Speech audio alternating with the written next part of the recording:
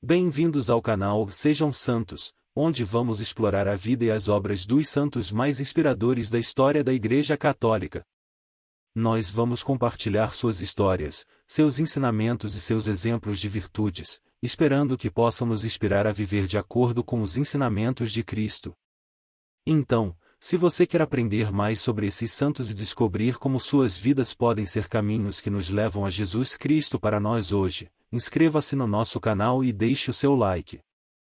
Inscreva-se hoje mesmo, divulgue nosso canal a seus amigos e comunidades e nos ajude o nosso canal para que possamos alcançar mais pessoas na divulgação a conhecer mais a vida dos santos.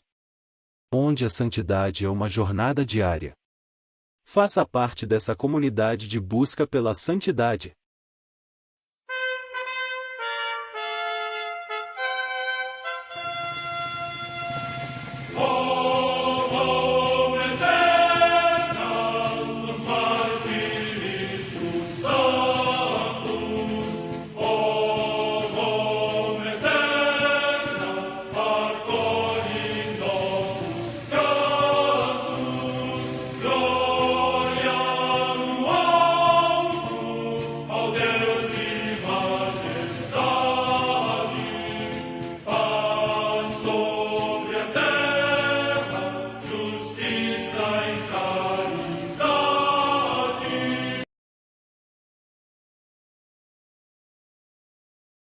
Ler a vida dos santos desperta em nós o desejo de seguir a Cristo. Através de suas vidas podemos aprender as virtudes, a sabedoria e o amor de Deus. Cada santo nos oferece um modelo de vida a ser imitado, como diz São Paulo na carta aos Hebreus, capítulo 12, versículo 1. Estamos rodeados por uma nuvem de testemunhas. A Igreja foi fundada por nosso Senhor Jesus Cristo não apenas como uma instituição, mas uma autêntica família. Os santos mártires, confessores, doutores, as virgens, os santos pastores e todos os demais santos são realmente nossos irmãos que nos precederam no caminho da fé e já estão no céu, para onde também iremos nós, pela graça de Deus. Portanto, sede santos, assim como o vosso Pai Celeste é santo. Mateus capítulo 5, versículo 48. Hoje, dia 13 de julho, celebra a Igreja a vida desse grande santo, Santo Henrique, imperador dos romanos. A Santa Madre Igreja celebra também nesse dia os santos. Comemoração de Santo Esdras, sacerdote e escriba, que, no tempo de Artaxerxes, rei dos persas, regressando da Babilônia para a Judéia, congregou o povo disperso e se empenhou com grande diligência para que a lei do Senhor fosse investigada, posta em prática e ensinada em Israel. Comemoração de São Silas, que, destinado pelos apóstolos, juntamente com os santos Paulo e Barnabé, à Igreja dos Gentios, cheio da graça de Deus, exerceu incansavelmente o ministério da pregação do Evangelho. Em Alexandria, no Egito, São Serapião, mártir, que, no tempo do imperador Severo e do prefeito Áquila, foi queimado vivo e assim alcançou a coroa do martírio. Morte no ano 212. Em Quios, ilha da Grécia, no mar Egeu, Santa Mirope, mártir. Morte entre os séculos III e IV. Em Filomélio, na Frígia, na odierna Turquia, os santos mártires Alexandre e 30 soldados, que, segundo a tradição, sofreram o martírio no tempo de Magno, prefeito de Antioquia da Pisídia. Morte no século IV. Em Albi, na Aquitânia, atualmente na França, o passamento de Santo Eugênio, bispo de Cartago, glorioso pela sua fé e sua virtude, que sofreu o exílio durante a perseguição dos vândalos. Morte no ano 501. Na Bretanha Menor, também na actual França, São Turiavo, abade do mosteiro de Dólar e bispo. Morte entre os séculos VII e VIII. Em Gênova, na Ligúria, região da Itália, o beato Jaime de Voragine, bispo, da Ordem dos Pregadores, que, para promover a vida cristã no povo, propôs nos seus escritos muitos exemplos de virtude. Morte no ano 1298. Em Norwich, na Inglaterra, o beato Tomás Tunstall, presbítero da Ordem de São Bento e mártir, que, no reinado de Jaime I, por ter entrado na Inglaterra como sacerdote, foi condenado à morte suspenso no patíbulo. Morte no ano 1616.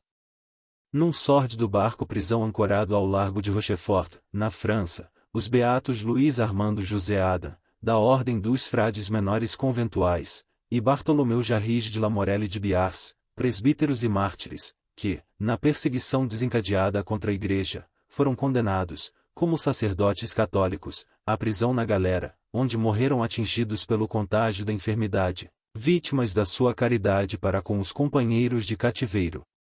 Morte no ano 1794. Em Orange, na Provença, região da França, as beatas Madalena da Mãe de Deus, Isabel Verchiere e 5 companheiras virgens e mártires na mesma revolução. São estes os seus nomes: Maria da Anunciação, Teresa Henriquina Faurie, Santo Aleixo, Ana Andréa Minuti, São Francisco, Maria Ana Lambert, Santa Francisca, Maria Ana de Peire e São Gervásio, Maria Anastásia de Roquart. Morte no ano 1794. Em Chau Doc, cidade da Cochinchina, atualmente no Vietnã, São Manuel Le Van Phuong, mártir, pai de família que, embora detido no cárcere, não cessou de exortar os filhos e familiares à caridade para com os perseguidores, e finalmente, foi decapitado por ordem do imperador Tu Duc. Morte no ano 1859. Em Budrio, na Flamínia, hoje na Emília-Romanha, região da Itália, Santa Clélia Barbieri, virgem, que se dedicou à formação espiritual da juventude feminina e fundou a Congregação das Mínimas de Nossa Senhora das Dores, consagrada principalmente à formação humana e cristã das meninas pobres e indigentes. Morte no ano 1870. Em Galeazza Pepoli, perto de Bolonha, também na Itália, o beato Fernando Maria Baxilieri, presbítero, que assistiu com grande diligência o povo que lhe foi confiado e fundou a Congregação das Servas de Maria, para ajudar as famílias pobres e especialmente para a formação da juventude feminina. Morte no ano 1893. Em Langzikiao, próximo de Enshui, no Hebei, província da China, São Paulo Liu Jinde, mártir, homem de avançada idade, que, durante a perseguição desencadeada pelos Yetuan, sendo o único cristão que permaneceu naquela povoação, foi ao encontro dos perseguidores com o rosário e o livro de orações na mão e os saudou de modo cristão, pelo que foi imediatamente assassinado. Morte no ano 1900. Em Nangon, cidade do Hebei, também província da China, São José Wangguiji, mártir, que, durante a mesma perseguição dos Yetuan, rejeitando a tentação de salvar a vida com uma pequena mentira que lhe sugeriam, preferiu a morte gloriosa por Cristo. Morte no ano 1900.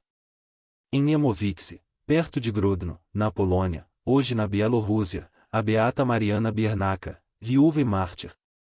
Morte no ano 1943.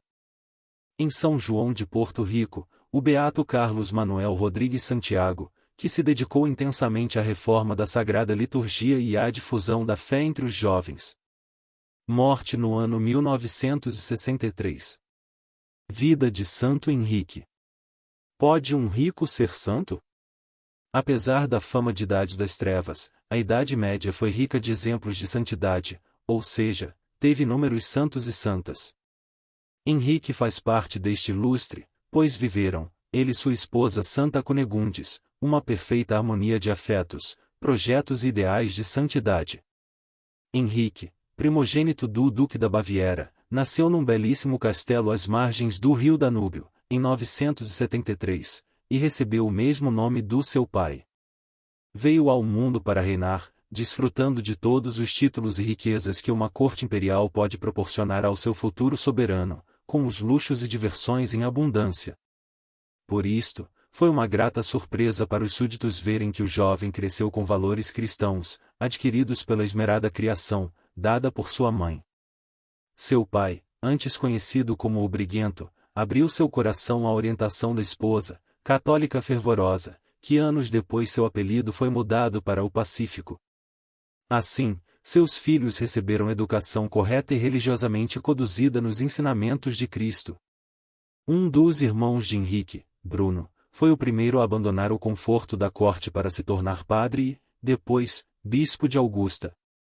Das irmãs, Brígida se fez monja e Gisela, beata da Igreja, foi mulher do rei Estevão da Hungria, também um santo. Henrique II não poderia ter comandado o povo com mais sabedoria, humildade e cristandade. Promoveu a reforma do clero e dos mosteiros. Regeu a população com justiça, bondade e caridade, frequentando com a esposa a Santa Missa e a Eucaristia. Convocou e presidiu os concílios de Frankfurt e Bamberg. Realizou ainda muitas outras obras assistenciais e sociais. Modelo de governante católico, empenhou-se na propagação da fé, tendo papel de grande importância para a conversão de seu cunhado Santo Estevão, rei da Hungria. Procurou restaurar, conforme a espiritualidade de Cluny, o espírito monástico então decadente, sendo nesse ponto aconselhado por Santo Odilon, abade de Cluny.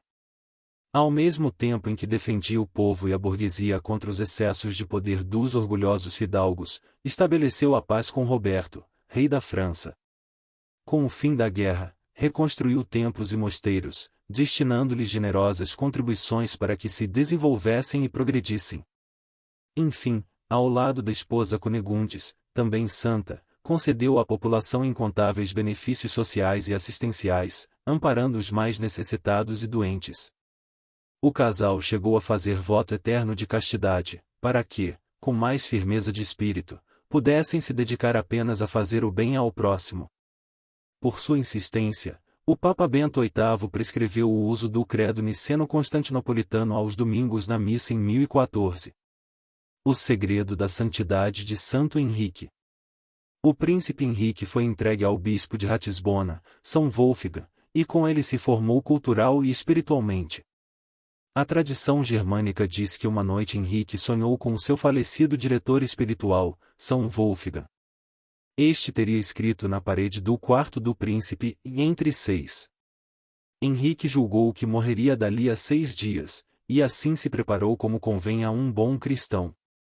Decorridos os 6 dias, interpretou o sinal como uma referência a 6 meses. Ao longo de 6 meses, continuou a se preparar, levando uma vida de santidade. Findos os 6 meses passou a se preparar para a morte dali a 6 anos, mas, 6 anos após o sonho, ele assumiu o trono do Sacro Império Romano Germânico, coroado pelo Papa Bento VIII, quando da morte de seu pai.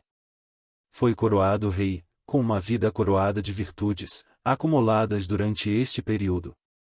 Pode assim resistir às tentações do poder, sendo um bom governante.